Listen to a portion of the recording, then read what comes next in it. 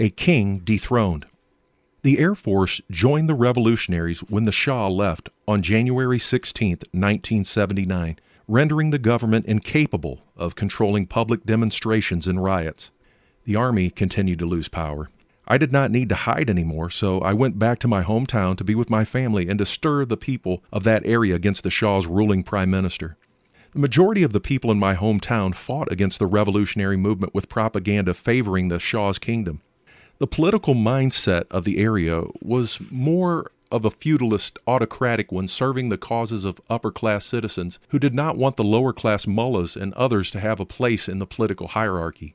It was easy to maintain favor for the Shah. The people believed heads of communities or the aristocracy were able to better relate to parliamentarians, senators, or politicians and revive the kingdom that had run for thousands of years in Iran. This autocratic leadership was interwoven into the people's way of life, and the natives felt obligated to bow down in front of the autocrats.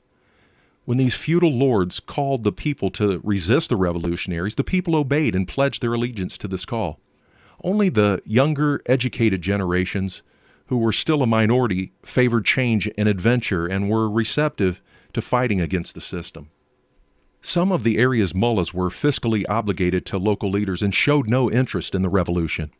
After their speeches in mosques, they always prayed, "Long live the Shah and his kingdom." However, after the revolution, they all claimed to be revolutionaries. The key revolutionary mullahs in the capital city of Tehran diverted the socio-political path of the revolution into a strictly religious undertaking and employed a majority of the mullahs who had previously served autocrats, the kingdom, or remained neutral. According to Khomeini's law, those mullahs who were in the service of the Shah's regime had to be sentenced to imprisonment or death. They supported a king who maintained friendly relations with Israel and was pro-West. Khomeini spared them, however, because they were clerics, and clerics had to have more rights than others according to Islam. As Khomeini became a shelter for these mullahs after the revolution, they also became shelters for many of their past autocratic masters in exchange for monetary payoffs. The former oppressors found protection from the threats of young revolutionaries who wanted to hold them accountable for their injustices.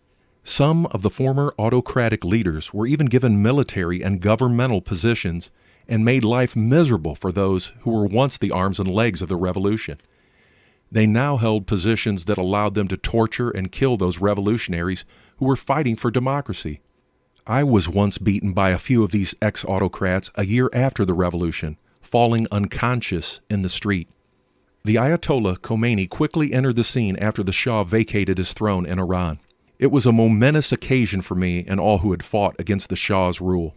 Khomeini's arrival on February 1st, 1979, also signaled defeat for the army, who eventually surrendered. The Shah's government collapsed. His appointed prime minister escaped, and the revolutionaries took over. Tears of happiness flowed freely from all who supported the revolution, making Khomeini's return to Iran a day of celebration. We had overthrown the most powerful government in the Middle East and believed that we had opened the doors for all Iranians to take part in governing their country and advancing prosperity.